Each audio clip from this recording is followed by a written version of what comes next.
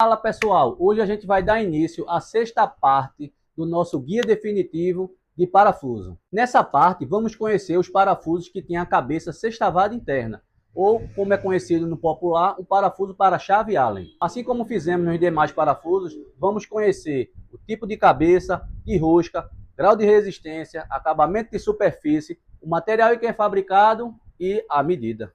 Separei alguns tipos aqui para a gente fazer essa demonstração na prática. Então, vamos aproximar a câmera aqui para a gente conhecer essas diferenças agora.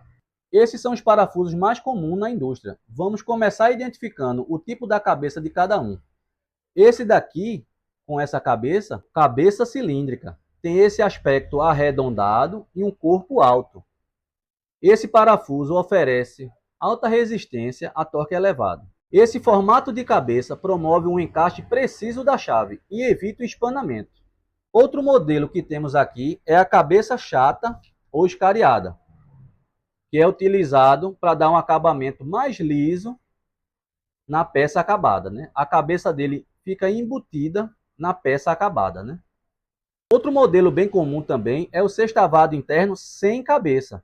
Esse parafuso tem a capacidade de ficar totalmente inserido na peça acabada, sem que a cabeça fique saliente na superfície. Assim como vimos nos parafusos sextavados, eles também são divididos no sistema métrico e sistema imperial.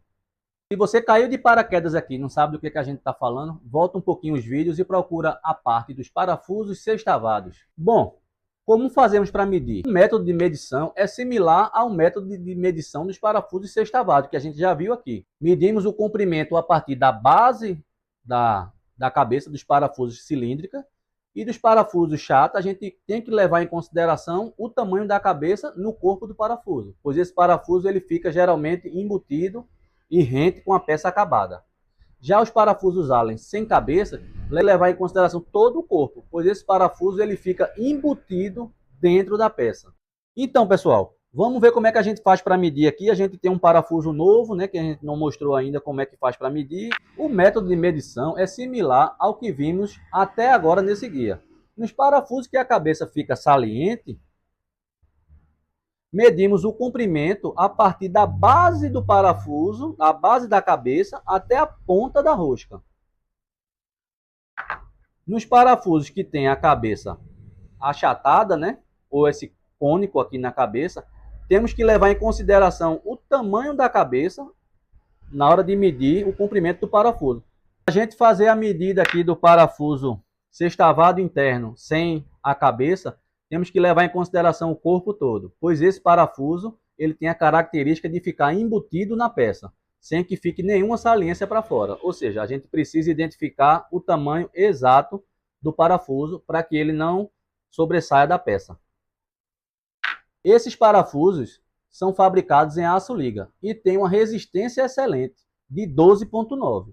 Inclusive, vem identificando na cabeça do parafuso a resistência 12,9, né? E a gente já viu aqui o que é que significa essa resistência 12,9, né? Ele tem uma resistência 12, a tração, né, que dá 1.200 megapascais, ou seja, o quanto ele suporta antes de quebrar, e o ponto 9 significa 90% desses 1.200 para o escoamento, quanto ele aguenta de torcer sem deformar definitivamente. O acabamento de superfície deles é o oxidado preto, né? Tem esse visual preto, meio oleado, né? Não tem nenhum material de sacrifício para proteção contra a corrosão. Falando em corrosão, a indústria desenvolveu o sextavado interno também confeccionado em inox 304. E apesar da resistência não se comparar com o aço liga, eles oferecem uma excelente resistência contra a corrosão.